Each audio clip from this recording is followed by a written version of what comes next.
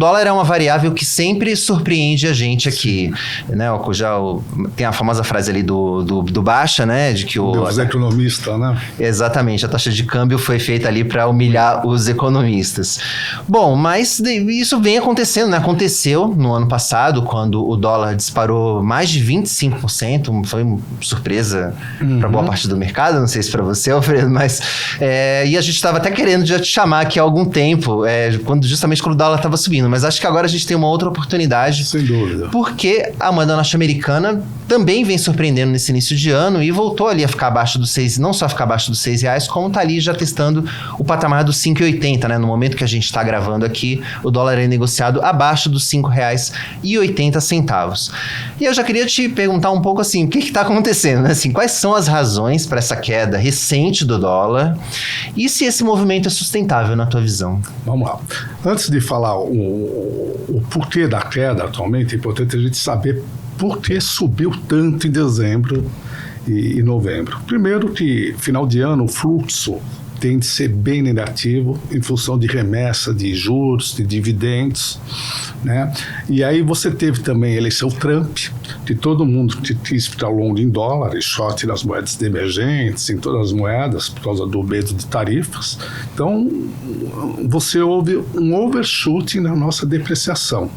E junto com isso, a questão de dominância fiscal, que veio à pauta, tal. Então, você teve 3 fatores aí que ajudaram a acontecer da moeda ir até 6,25 e tal. O que a gente vê no primeiro trimestre? Primeiro, que os grandes players mundial que estavam long em dólar estão desmontando as posições. Isso em todas as moedas. Outra parte importante é que o nosso primeiro trimestre ele é o melhor momento de fluxo de moeda forte para o nosso país. Porque você tem grande parte da exportação de grãos é concentrada no primeiro trimestre. Então, o fluxo via exportação de commodities, e nós vamos ter uma safra enorme, né, recorde, da queda do preço, compensar uma parte. Então, eu acredito que a gente pode ver esse real batendo 5,65, 5,62 no primeiro trimestre. Então, acho que a volta é que a questão fiscal saiu um pouco de pauta, né? O fluxo melhorou muito e as posições defensivas compradas em dólar também diminuíram. Mas por que as posições defensivas, aí, essas posições compradas, elas diminuíram? Mudou alguma coisa estruturalmente do fim do ano para cá? Assim? Não, o pessoal se protegeu muito pensando das tarifas do Trump, né? Então, o CPERA não fez só nossa moeda, o peso mexicano valorizou todas as moedas com medo da tarifa. E a primeiro momento, o Trump está muito mais soft do que no discurso da eleição, né? Então, acho que isso fez as pessoas diminuírem suas posições, o medo de ter um choque de alíquota de 50%, 30%, se esvaziou um pouco, né? E acho que isso fez com que os players diminuíssem posição. Acho que teve um pouco disso. E a questão fiscal? Também não mudou nada. Por que pessoal... Acho que a questão fiscal não mudou muito. Acho que a sustentabilidade da dívida, realmente, você olha a longo prazo, ela é crescente, né? O Brasil pagando juros reais de 7,80 realmente não são solventes a longo prazo. Para você estabilizar a dívida, você precisava ter um crescimento de 3% da economia e um primário próximo de 3%. Quer dizer, é muito fora da nossa realidade. Agora, o que animou um pouco é que a arrecadação subiu, muito motivo pelo crescimento, outro por arrecadações extraordinárias, tipo tributação de fundo exclusivo, né? Tributação de offshore, você pode antecipar, que a maioria que eu conheço antecipou. Então você teve uma arrecadação que te surpreendeu, mas eu acho que a visão a médio e longo prazo é ruim para o fiscal. Acho que esse tema volta à mesa. Se não for feito nada, que eu acho que não vai ser feito, até porque ano que vem é ano de eleições, quer dizer, é ano de se gastar, né? E eu acho que esse tema vai voltar à mesa sim, né? Talvez mais para o final do ano, tal. O que é muito importante é que se a gente não fizer a lição de casa no fiscal, a gente vai bater de frente com o muro. Não somos solventes nessa taxa de juros mesmo, né? Então, acho que esse é um ponto. Então, qual que é a sua visão aí para o médio prazo, para esse câmbio, né? Esse dólar, ele tende a ficar mais perto dos 5, tendo se enfraquecido agora, ou ele pode escapar, voltar a superar os 6 e voltar a subir, dado que o fator de fortaleza do dólar, ele se enfraqueceu agora nesse início de ano, mas os fatores que enfraquecem o real, não. Continua tudo a mesma coisa. Você tem razão. Eu acho que a gente está no melhor momento, que tem para a Disney, eu acho que é hora de fazer sua reservinha, né? Como eu falei, eu não vejo o dólar abaixo de 5,60. Acho que pode bater 5,65, mas nós estamos no melhor momento, né, para a nossa moeda. Agora, é preciso ver, eu acho que o dólar para final de ano volta para 6,20, tá? Eu tenho uma visão que o fluxo continua ruim. Mas temos que ver que as nossas contas externas pioraram bastante nos últimos 3, 4 anos, né? E a gente precisa de financiamento via FDI para financiar o nosso déficit. Para dar alguns exemplos do que piorou, você pega criptomoedas e aí inclui stablecoin, né, que é um meio de você tirar dinheiro do país.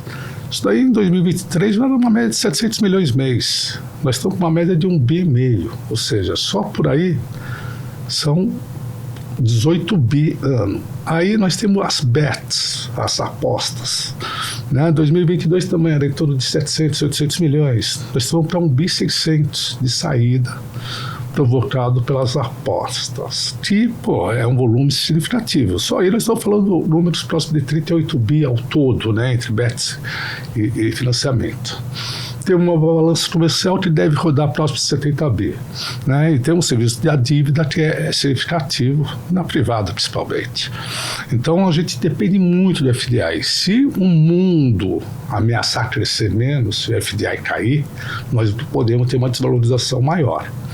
Mas, mantendo a rotina, eu acredito que com fluxo pior no último trimestre, a gente vai ver moeda 6,20 novamente.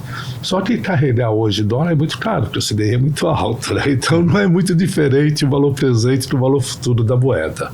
Uhum.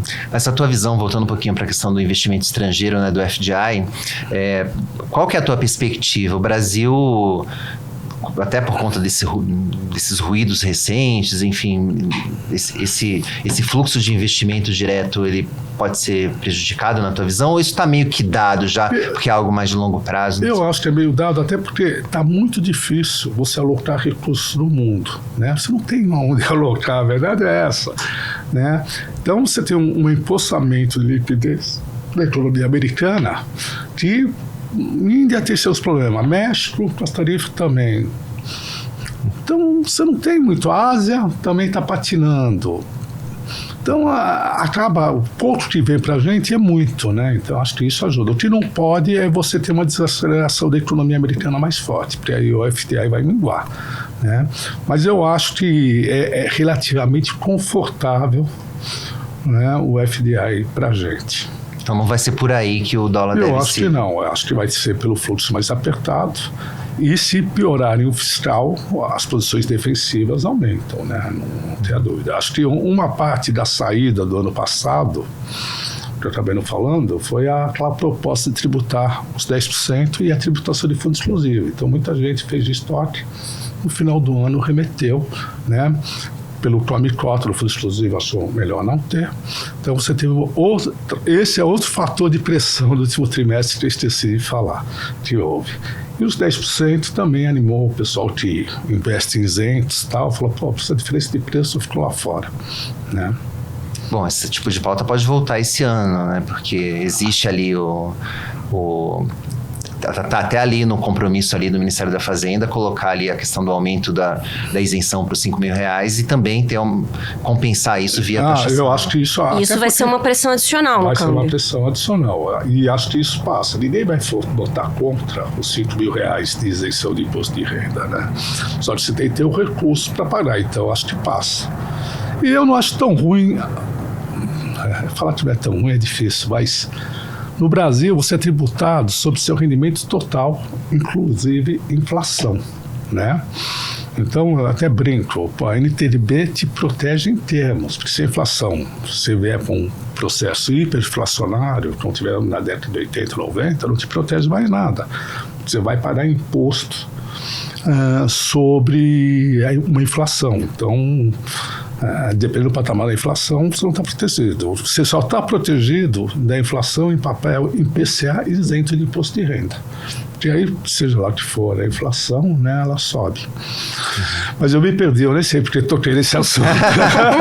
A gente estava falando da questão do que se esses fatores de tributação sobre a faixa de renda acima de 50 mil reais podem influenciar o câmbio. Então, na tua visão, se essa pauta voltar, pode, mas você disse que não é de todo ruim, assim, ter essa tributação. Eu estou falando de causa própria, porque hoje, fundo multimercado, para competir com o isento, é puxado, porque, você pega uma taxa próxima de 15%, pega o imposto de renda, você tem que dar quase 2% só para pagar o imposto, você tem mais 2% para competir com o imposto. Aí você tem a taxa de administração. Então, a indústria de risco com os títulos isentos foi muito afetada. Não só a indústria multimercado, seja a bolsa, todos os ativos. Até porque a quantidade de emissão de títulos isentos explodiu nos últimos 24, 36 meses. Coisa absurda. Bem, esse dinheiro foi realocado, saiu de algum lugar para ir para lá, né? Então, o que eu estou falando é que a tributação, para mim, o ideal do Brasil era só tributar rendimento real, não nominal, né? Mas já que você tem uma certa disparidade da tributação de ativos financeiros, não me parece tão ruim.